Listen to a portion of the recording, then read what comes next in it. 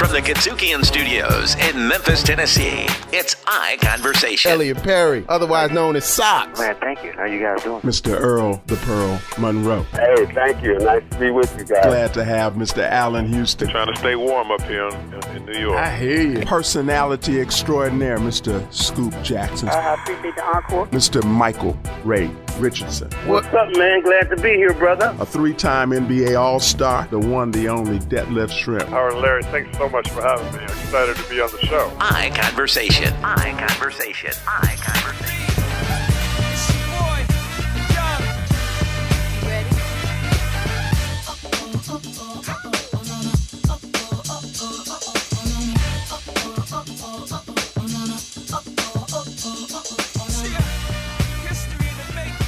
Hello and welcome to a little R&R on sports, and it's not a little anymore, it's a whole lot of It's a whole lot of R&R. sports. I'm Howard Robertson. And I am the fantastic, the amazing, the most extraterrestrial Larry Robinson in the house. What's up, America? Give it up, y'all. Give it up. Sexy chocolate. For the Sexy chocolate. For the fat 50 and fabulous Larry Robinson. What's up, Uncle Howard? How you doing? Man, I'm wonderful, man. doing, I'm so man? happy Happy to see New you Year. back sitting in that chair, man. Hey. It's You know, good you to be took a back. little It's hiatus good to and be whatnot. back. It's good to be back. Took a little hiatus. What's going on? What you been up to, man? You know, it was forced leave. You made me. You made me leave and sit out and said I couldn't come back on the show for a while. Well, you know you had to be on but punishment. I have done my penance. Yes, sir. Yes, sir. And so now I'm back. And we glad to have And you. I don't want to talk about we that glad to have you anymore. back. You know, we right, open cool. our arms and welcome you back. Yeah, you know? right. You are such a pillar and an important part of this show. Yeah. What's been happening? Hey, man, New Year's. You got any New Year's resolutions? No, I don't do that. You don't? No, I don't do that. I don't. You know, and I really don't tell anybody because when you don't do it, you know. My wife, will wake you up early in the morning. What about Did you do that? What did you eat yesterday? Baby, don't. You know. So, you know, I don't tell anybody anything. I just make it up myself. I might write it down to everybody. I will tell everybody whatever it is. Right. If you're serious about it, write it down. You don't have to brag about it. You don't have to talk about it, but write it down and look at it. Well, we're looking backwards. And you know, they say hindsight is 20/20. Mm-hmm. Did you complete your resolutions from last year?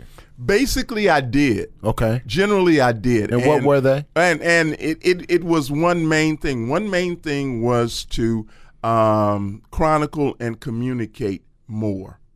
Oh, And okay. I was able to do that. Well, I can tell you this. Thanks man. in part to this show and others. Okay. All right. Well, you know, Howard also has a really cool show that you need to look up on your podcast provider all across the country. You can also look at YouTube. You can go on Spotify. But he has another show called Riffin' on Jazz that's also on the KUDZUKIAN Network that he's been really focused on and has done a phenomenal job with. So I want to give you all a heads up about that as well.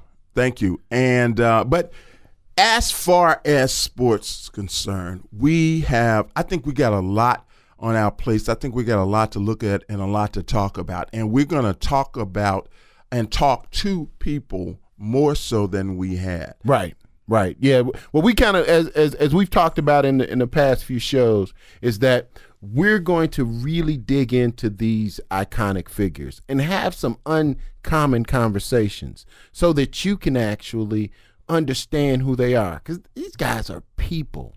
These individuals are people. They may be amazing athletes and are amazing, are noted sports stakeholders, but they're also people. And there's so much that goes into who they are, what brought them to where they are today, and what they see themselves doing going forward. That you guys have told us that you want to hear more about. So That's what we're going to do. That's what we're going to do. We are one of the few places that you can hear on a regular basis from and about some of these figures, these icons that we're talking about. And a lot of them will be icons that you know. A lot more of them will be icons that you don't know. But we are going to get in depth with them and let you hear from them and whatnot. It's really, really inspiring. So this show, the theme of this show is really around youth sports. Youth sports, you know, everybody's been talking about AAU.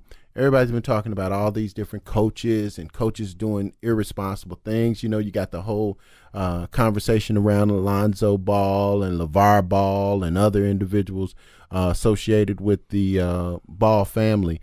So you're getting that attention around that. So today we're going to talk to, we're going to go up north. We'll go up north. North.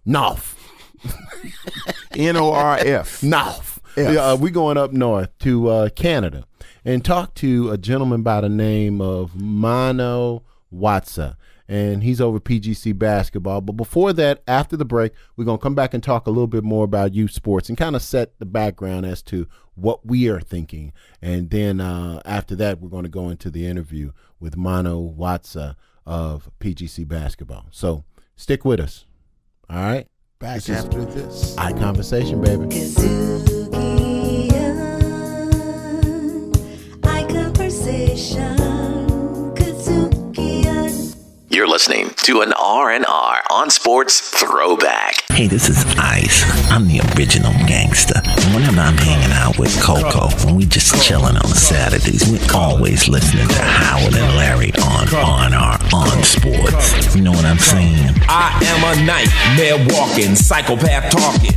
King of my jungle, just a gangster, stalking, living life like a firecracker, quick as my fuse. Been dead as a death, back the colors I choose, red or blue, cause of blue. Hey, Larry, you got an emergency call? It sounds like your Uncle Regis. Hey, Uncle Regis, how you doing? Not too good, nephew.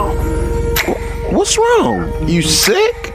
You don't sound like you feel well. Well, that's cause I'm tired, and I'm ready to come home.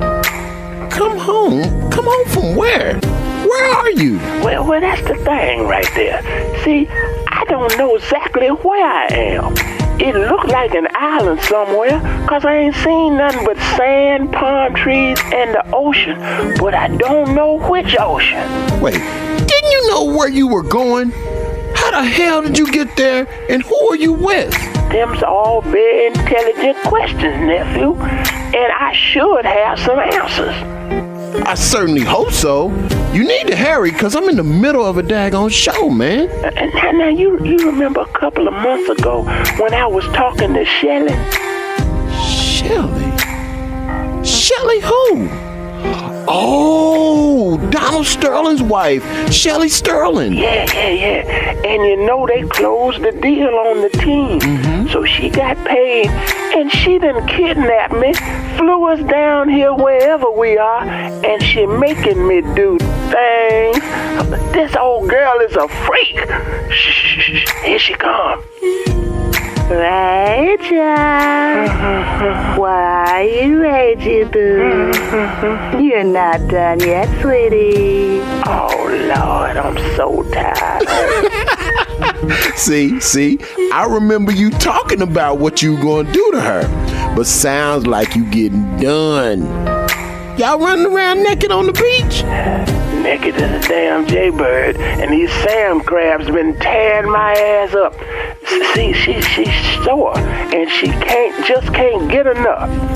Too much information, I really don't need to hear no intimate details. Ain't no intimate detail. I said she's sore, S-O-R.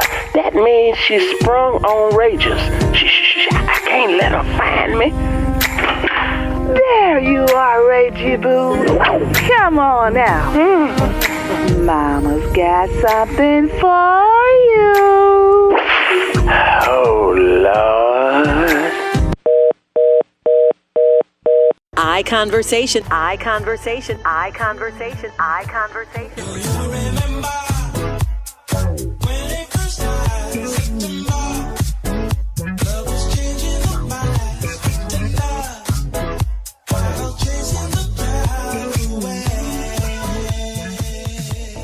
Welcome back to R&R on Sports, and we're talking today about sports in general, particularly youth sports. Yes. And we've got a guest coming up, Mano Watsa with PGC Basketball. But before we get to Mano, I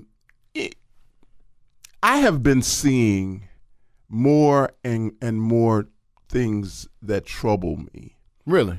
Yes, from the standpoint of coaching. Mm-hmm. And mainly from the standpoint of the example that we as grown folks are setting or not for our children to emulate. Absolutely. I've been seeing, as I'm sure you have, I've been seeing, extended, crazy clips, both on social media as well as broadcast sports shows and broadcast shows about craziness at youth football games, at youth basketball games. I know that you're in it all the time because your boys both play basketball, and I'm concerned. You know what gets me? What? Is these coaches cussing out these kids. The coaches cussing out the kids? I don't know what that's about, but there's a couple coaches. In front of parents? Specifically in Memphis, Tennessee, in front of parents. I had a parent tell me, he's a little crazy, but he's a great coach. And I said, when you say crazy, what do you mean? He said, well, he uses a few bad words. And I'm trying to figure out now, if this was a teacher, and I'll say it, a Caucasian teacher in a classroom, they wouldn't talking to your kids like that, you would raise holy hell about that issue, about the fact that they're using this language, talking to kids.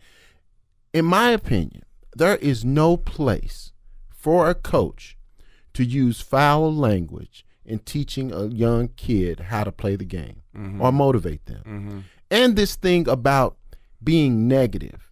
I had a coach tell a kid the other day, you just always out of control.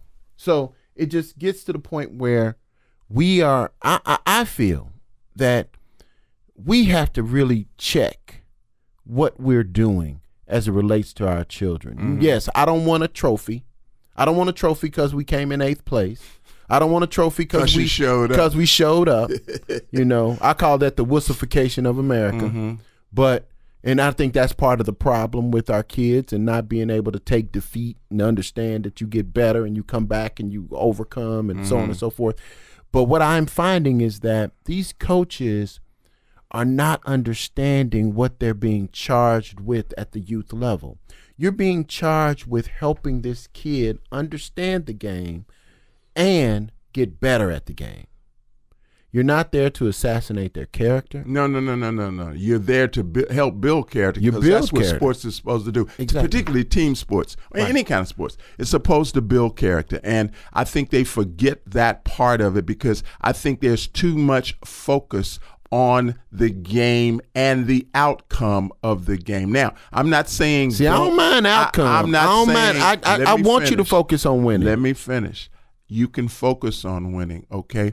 But winning is absolutely not the be-all and end-all because that means that I've seen too many young kids not being able to handle defeat. It bothers me still yet today, and I just saw this with the national championship. It still bothers me to see players on the field sitting there crying after they lost a game. Okay, my thing is that why does it bother you that they crying?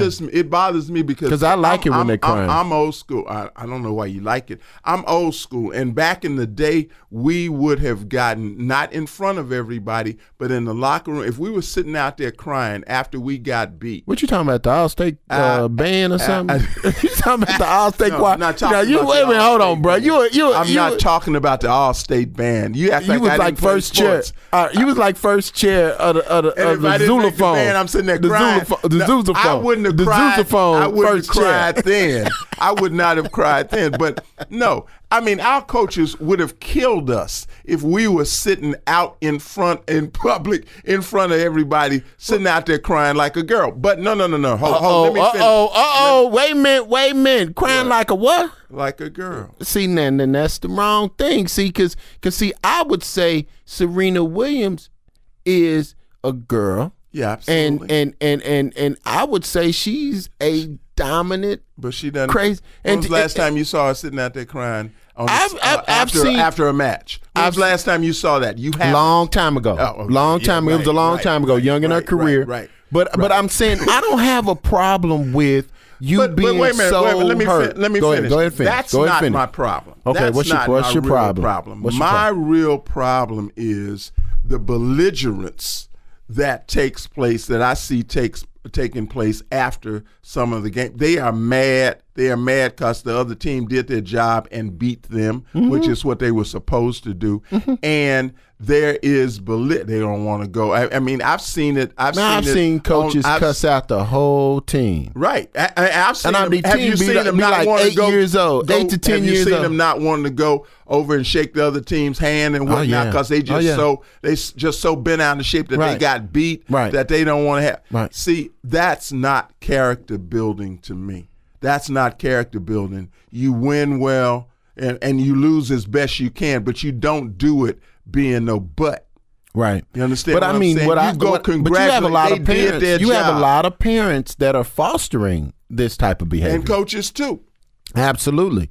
But I think there's truly an overemphasis, especially in the black community, on our kids making it in professional athletics. Or, I'm so tired of every kid on the court being little LeBron. Right.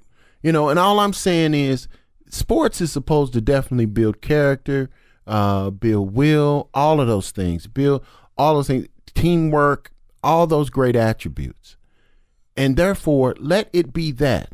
And at best, it will and can provide you free college education. At best. That's what you should look forward to and expect. Don't expect a career. I don't mind. I don't mind the expectation. NBA. I don't mind the expectation. I'm talking about the student, and I'm particularly talking about the parent. Well, no, I don't have a problem with the student wanting to make it to the NBA, NFL, professional sports. But they need to understand the unlikelihood of that. Not that's option. That could be your option one. That could be your option one, and I don't mind you have more options, okay. but and then don't do it to the detriment of how you're viewed as a person. Right. I think absolutely, and it shouldn't enhance your work. I mean, you got kids that just win the gene lottery. I mean, Kevin Durant, he won the gene lottery. LeBron James won the gene lottery. I mean, and that's okay. But there's other kids that don't, but they can be still involved in sports. You could be a great sports journalist. You could be a great coach. You could be there's so much more to sports. Right. But put it in perspective is what I'm saying. So we're not doing that. We're not doing that. We're not doing that, but somebody that is doing that and putting sports within the collective framework of life is who we're going to talk to. Absolutely. Mano Watsa. And he is doing it, and character building is the fundamentals and techniques are part of it, but character building is a huge part of it. And I think he's doing a phenomenal job at it because that's why we have him here on ICONversation. And he's going to be with us on the other side of this. ICONversation. The off-year electorate, the midterm electorates, are older, less diverse, more conservative. You have two electorates fighting for the future of this country. And what I'd say to your viewers and people listening in is, you know what? You got to stop that older, less diverse electorate from funking around with your future. Funking up your airwaves and jamming the good information in your ear. Once again, it's Funky Politics. Funky Politics. Riffin' on jazz. This next gentleman we're talking about has an unforgettable voice. My sugar is so refined. Jazz was the happiest. Al Calloway went to my school. Oh, really? Yes, he's not an alum because he didn't graduate. He has some gigs to do. Riffin' on jazz on the KUDZUKIAN Network. ICONversation. Like balls blowing press. I'm not thirsty, I'm persistent. Chillin' on the wrist of the umbrella. Doing the same shit that I won't remember. I don't mean it, I've been drinking. And here we are, R&R on Sports, ICONversation. I'm Howard Robertson. And I am the fantastic, amazing Larry Robinson that just absolutely sucks all the air out of the room. I was going to say you could put a period behind sucks. Hey, but man, when we got company, don't act like that. Don't act like that when we have company. I won't say that. We are thrilled to be able to bring you every week, great guests on ICONversation, and today is no different. Today we have Mano Watsa, who is president and owner of PGC Basketball. And you guys are going, PGC Basketball, who is that? We are happy to have you, Mano. Welcome to R&R on Sports and ICONversation. Hey, Larry and Howard, it's a pleasure to be with you guys. Man, we are excited to have such a iconic individual like yourself out of Canada. Man, I know what you were doing. You were creating something so you wouldn't have to go into those cold hockey rinks, right? It's definitely a good alternative, that's for sure. All right, Howard, tell us a little bit about Mano Watso and PGC Basketball. Well, tell us what it is and what you do currently, and then we're going to talk about the journey. How about that? And then we're going to see if we can get Howard signed up and work on his point guard skills. Hey, baby, I'm here. I'm ready. I got skills. Howard, we'd love to have you. The oldest athlete that's ever attended PGC, one of our 5-day, 4-night camps, or as we like to call them, courses. Oldest athlete, 72 years old. Well, I won't break the record. I will not break the record. So tell us about PGC and what you do now. Yeah, absolutely. So PGC was started just over 25 years ago by the late Dick DeVenzio, a former point guard from Duke University, and he then played the game all around the world and taught the game and coached the game all over the world. But he started a program to teach the intelligent pursuit of excellence in sports. And the program he started was called Point Guard College. And Point Guard College was essentially created to teach players how to think the game, how to be playmakers, the mindset that every great player needs, and leadership, how to be a leader on and off the court, in games, practices, in the locker room, and even during the off season. And he began offering these 5-day, 4-night summer residential camps, or as we call them, courses, in order to help players really transform in those different areas of the game. And we've had the privilege of continuing on Dick DeVenzio's legacy, and so we now run over 100 camps across North America in 25-plus states across the U.S., plus a couple of Canadian provinces, and a few other places around the world during the year. And we have attempted to continue on Dick's legacy and reach more and more players, and now reaching more and more coaches. So we work with about 10,000 players each summer and fall, and we work with another 4,000 or 5,000 coaches, training coaches on how to teach their players how to be playmakers and think the game and develop their leadership and their players' mindsets. This is ICONversation with R&R. I am the better of the R's, and we're here with Mano Watso of PGC Basketball. Why you hate on me so much, man? I don't. I don't. But so this has become a major business model. I mean, this, and we're going to talk about how you got started, like doing stuff in your backyard. But let's talk about the business model that it is now. You said well over 10,000 young people participate every year. So, I mean, you guys, this thing makes a little money, right?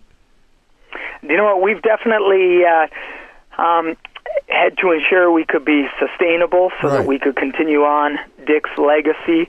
But we've been really fortunate to be able to reach and impact a lot of players, and because of the experience they have, more and more players keep coming to us, and we're continually reinvesting in how to do it better, in how to create greater impact, greater stickiness of everything we teach. But we've been really fortunate, and we've had a lot of success over the years.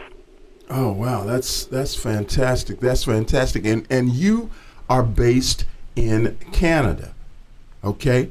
in the scheme of things, in terms of popularity, here's what I want you to do for us. I want you to rank, in terms of popularity, sports, particularly professional sports in Canada. So our listeners can hear where basketball at this point ranks in, because we know you guys are big in hockey. We know you Canadian football. We know about that. Talk about the kind of rank and prioritize what you think the sports hierarchy is in terms of popularity. Yeah, so absolutely number one is hockey, both at the professional level and then even at the youth development level. Hockey's just as big as it gets. Hockey would be like soccer in Brazil and Argentina. And so, generally speaking, people in Canada love their hockey. Mm-hmm. In terms of participation, soccer and basketball are right up there. And in terms of professional sports, basketball would be pretty close to hockey in terms of the not necessarily the attention it receives, because when you turn on TSN, which is the equivalent of ESPN, you're going to get hockey, and hockey until you finally get some basketball later on in the show. But in terms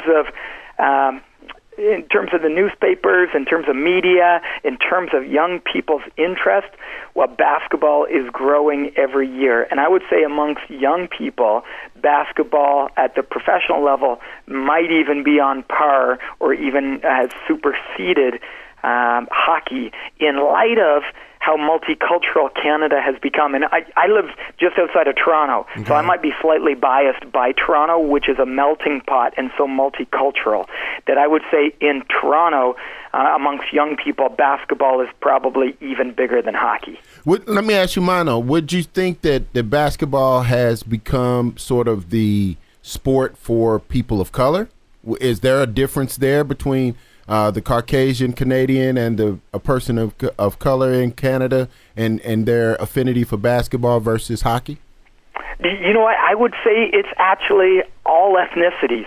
So I used to run a motivational program, would go on into high schools and grade schools across Ontario and across Canada, and we would put on a 1-hour Harlem Globetrotter type of presentation, and then I would speak and give inspirational messages to the students.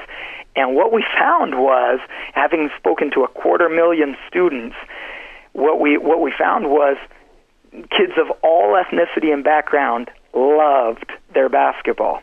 So I would say it's really with Caucasian kids, African American kids, Indian kids, Chinese kids. There seems to be a growing love of basketball. Now, this is despite the fact that I'm laughing because Canada used to have 2 professional teams, but thanks to Memphis, Tennessee, where we're based out of, the Vancouver Grizzlies became the Memphis Grizzlies. So now Canada, the country, only has one NBA team, being the Toronto Raptors.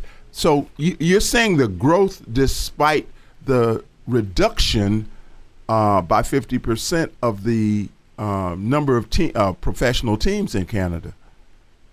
Yeah, I would say that I don't actually think that's that significant a factor. Now, those living out in Vancouver and British Columbia may differ, but generally speaking, the NBA has done such a great job with their branding, positioning, and marketing that all the young people I know and work with, they follow the Golden State Warriors and they follow the Oklahoma Thunder as much, if not more, than they may even follow the Toronto Raptors. So surprisingly, I don't think, especially with how spread out Canada is. I mean, there's obviously in southern Ontario and close to Toronto, there'd be tremendous support for the Raptors. But there's basketball fans across the country that don't have any pro team close to them, but they're huge fans of basketball. And the Canadian Pro League is growing, and so that's helping to create more interest in basketball as well. Interesting. Very, very interesting. So I would imagine among the high school and college ranks, basketball is popular as well across the country. Yeah, absolutely. Oh, okay. Man, you guys got some boys up there that's absolutely balling. I mean, you've supplied us with Jamal Murray. You got R.J. Barnett Jr. that's coming this way. Starting all the way back from Jamal McGlure. And I'm sure probably Steve Nash came after Jamal. So, I mean, you guys have been supplying the U.S. with some of the most amazing ball players in the country, and we've gotten to enjoy it. So we want to dig in to a little bit of that background. Yeah, absolutely. We were really fortunate to have so many tremendous players, so many great players come out of Canada, especially recently. You mentioned Jamal. Jamal grew up in my hometown. He grew up attending my Well, hold on, Mano. We got to go to the break, but I want to let everybody know that this is ICONversation with Mano Watso of PGC Basketball out of Canada. And when we come back, we're going to talk about some of these great ball players and some of those that have come through PGC Basketball.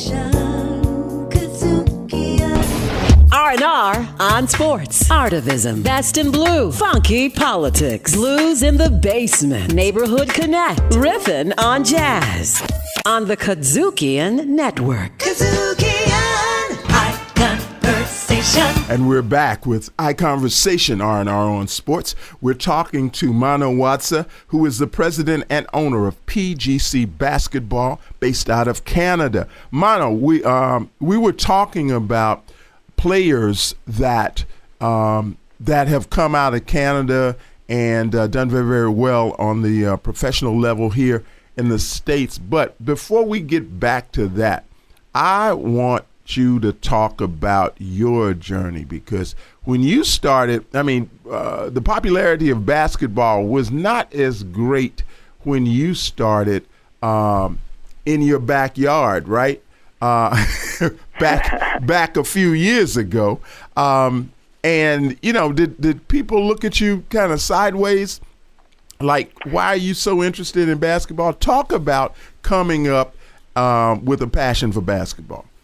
Yeah, absolutely. So I fell in love with the game when I was really young. I grew up across the border from Detroit. So I grew up watching the Detroit Pistons and occasionally going to their games. I eventually started playing pickup ball over in Detroit, ended up playing in the St. Cecilia Summer Pro League with a lot of top pro players and college players, which really helped my game. But being that close to Detroit, there was a camp that took place in my hometown of Windsor, Ontario. Right. And some of the Detroit coaches came over and coached with an exceptional group of coaches at this camp that really got me hooked on the game. And I was fortunate. I went to a grade school that had a coach that he was so dedicated. He would pick up players every morning at 6:15 in the morning. He would drive around the countryside to pick everyone up, load up his car, like they used to. Mm-hmm. You put 6 or 7 kids in a car, not enough seat belts. He'd throw us all in there and take us to the school, and we would train. And not just practice or shoot around or play. We would do training for an hour and a half before school every day of the school year. And I had the opportunity to do that 6th grade, 7th grade, 8th grade.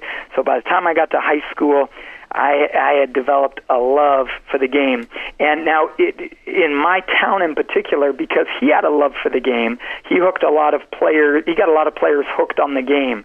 So that combination of my grade school coach, Mr. B, who I'll never forget, and I still visit regularly, and then having the opportunity to go to a summer camp that really inspired me and got me hooked on the game, those were the two things. But then when I went to high school, I took my basketball everywhere I went, and kind of like Pistol Pete Maravich, and I took my ball everywhere, and my teachers thought it was a bit strange. My classmates thought it was a little bit strange because I lived in a small farming community and pretty well a hockey and baseball town. So I was really the only serious basketball player in our small community at that time. So when I decided to start the camp and when I started really training heavily for basketball, definitely, I think some people thought it was a little strange, but I had a passion for basketball. I was 15 years old. I didn't want to work in the fields all summer long because I wanted to go to other basketball camps. Like Point Guard College, which I eventually attended, and that local camp that I had attended at the community college. But I knew I couldn't do that if I had to work a full summer job. all summer long. So that's when I had the idea to start a camp in my parents' backyard. They had one hoop in the backyard, and I thought that would be enough to get me started. That's fantastic. This is iConversation with Mano Watsa from PGC Basketball. Now, I got to give you props, man. I got to give you props. If you, at a very, very young age, were not so intimidated as to go across the border to Detroit to ball Detroit with the brothers in here. Look, you got all my respect, man. Do you know that's balling right there, I'm boy. telling you, that's Detroit serious. Ballers, man. That's some passion too. I'm telling you, that's some passion. That's fantastic. And so you went on to University of Washington, right? University of Waterloo. Oh, Waterloo. Yeah. Okay, yeah. University of Waterloo. And starting point guard, tell us about your career at University of Waterloo. Well, you know, after I didn't have a shot at playing college ball coming out of high school. No chance. You know, we're talking 5'10", 100 and nothing pounds. You know, I was too small, and quite frankly, I couldn't make up with it. I was athletic, and I was a relatively smart player, but I couldn't close the gap for how small I was and how undersized. But then I went to point guard college just before my last year in high school, and I went from being an average player to being all conference, and I went from being 5'10" to learning how to play bigger than my size, and that 5 days really changed everything. So when I got to college, first of all, no one recruited me. I tried to get to I sent letters to 250 colleges, every college in the states of Michigan, Ohio, Illinois, Indiana, and finally I heard back from lots of coaches, but most of the time it was things like, please stop writing us. I was like, please listen to my demo. Yes, but I was really fortunate. One coach, even the Canadian universities, and who watched me play didn't think I could cut it at the next level and thought I was too small. And then, you know, it only takes one person ever believing in you. It only ever takes one person to see potential in you.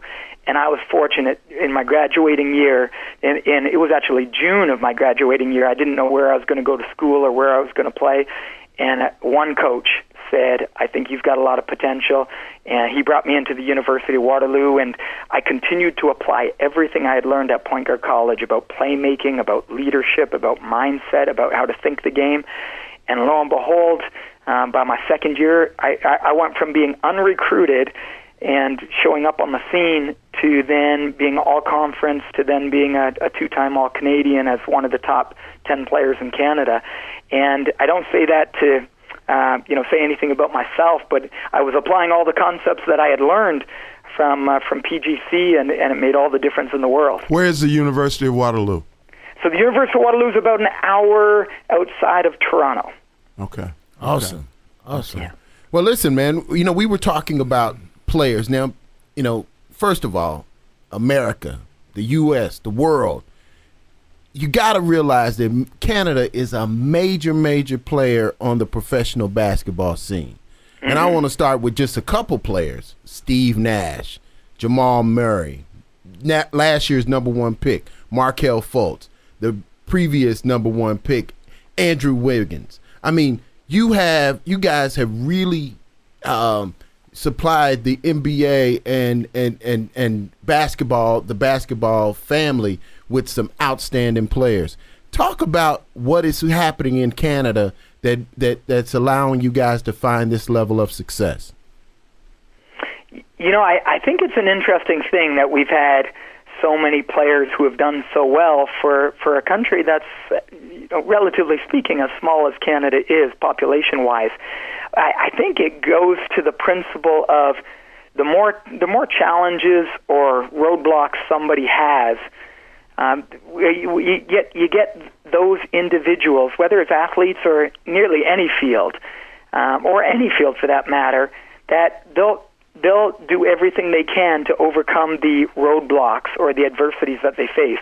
And so I think, for the most part, up until this recent batch of Canadians, Andrew Wiggins and Jamal Murray and the others who have done so well, Canadians generally thought it was nearly impossible to do it. And Steve Nash really broke the mold by doing it. And once Steve Nash did it, I think it gave others hope. But I think when you face those roadblocks, there's always the few and far between that see that as a challenge and say, I'm going to be the first, or I'm going to be one of the first. And so I think that was that's one factor. But also Steve Nash, I think he gave hope to everyone that it was possible. Kind of like the first person that broke the 4-minute mile, and then all of a sudden many others started running the 4-minute mile. I think that's what Steve Nash did for Canadian basketball players. Was he an idol of yours, particularly given size?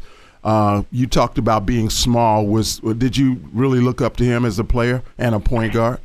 Yeah, absolutely. Just the way he was.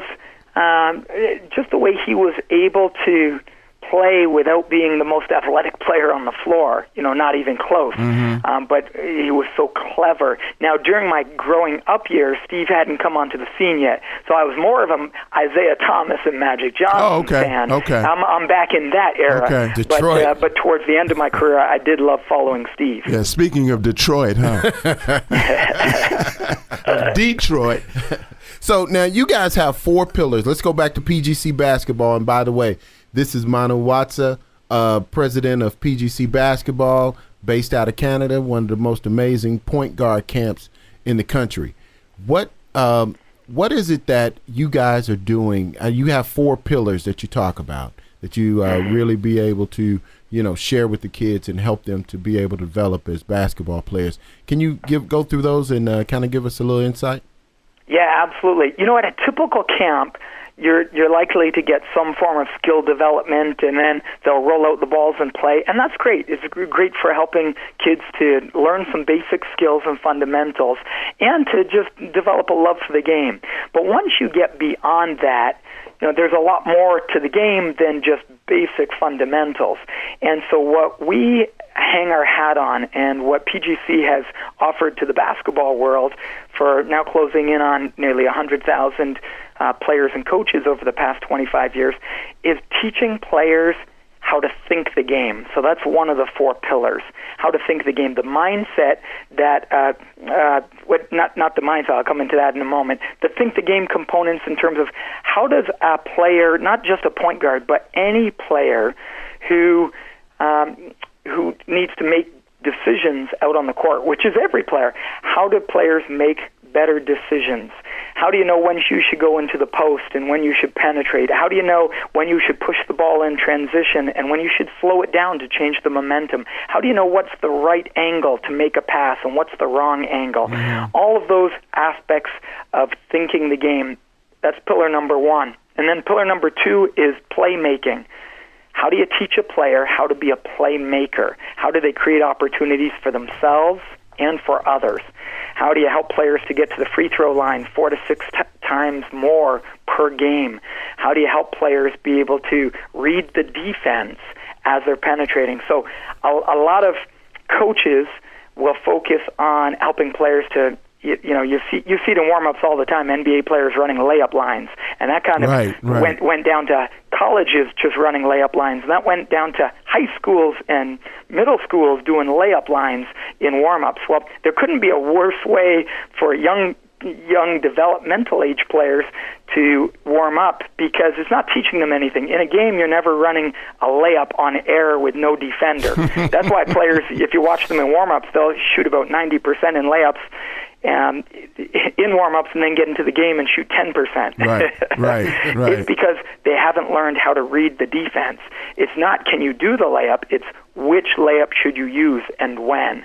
And so that's all learning how to be a playmaker. And then the third category is leadership. And we teach players how to lead. Mm-hmm. And it starts with learning how to lead yourself. How are you going to show up in every moment on the court? And we teach an acronym called SHAPE.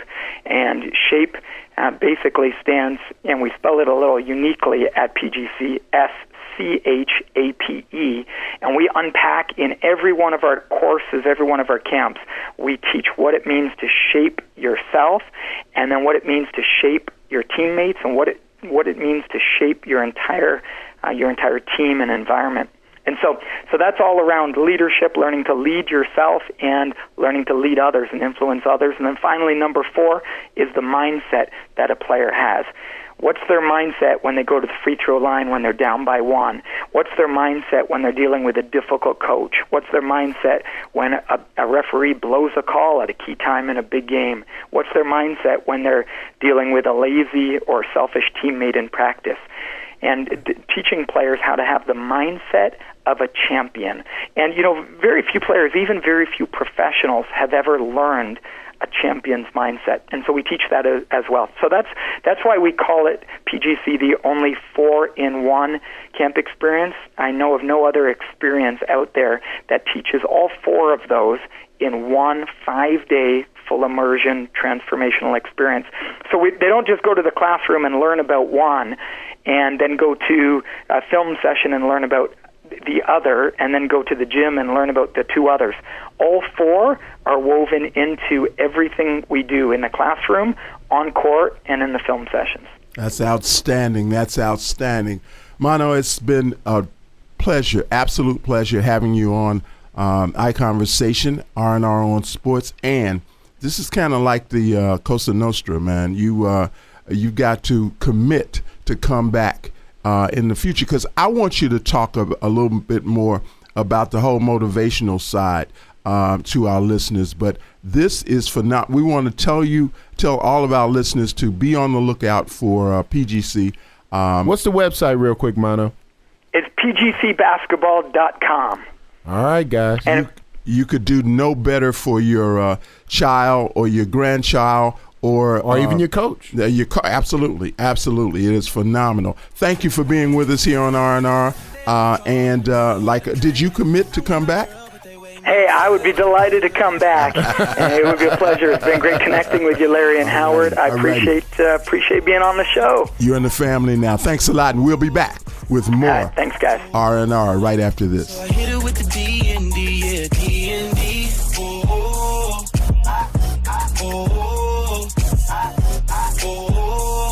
So I hit it with the D&D, yeah, D&D. Top flight rolling that, in the Mount High Club, she be going that, trying to touch down. KUDZUKIAN!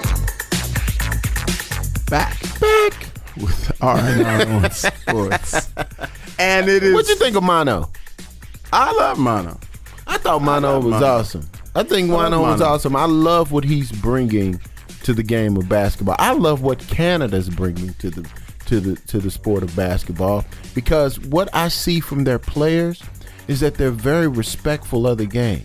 I mean, when you go down the line, Jamal McGlure, Steve Nash, Jamal Murray, Markelle Fultz, Andrew Wiggins, and some of the others, you don't hear those names in issues related to or having off the court issues. Right.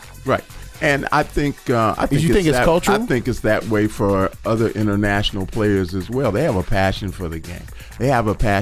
Because if you live, I don't care if you live in Canada or the Czech Republic or whatever, you are away from the U.S. and the NBA is biggest here in our country. So you have to have a passion. You heard Mano say he was walking around with his basketball all the time, and this boy went across the border to Detroit to play pickup. I can think it's a better place. Go through that. Yeah, that's some passion, especially right a little dude too. A little dude.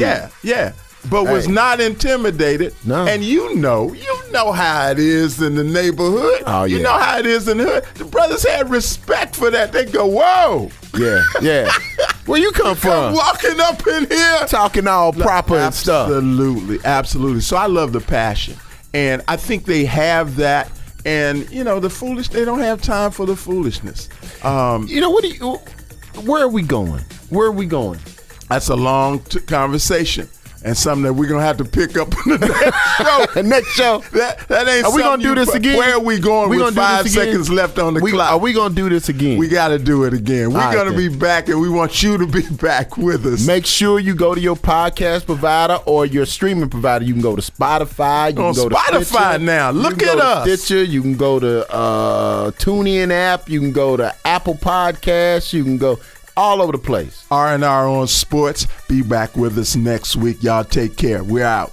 Arrivederci. ICONversation. Executive producer Larry Robinson. Produced at KUDZUKIAN Studios in Memphis, Tennessee. ICONversation. Part of the KUDZUKIAN Network.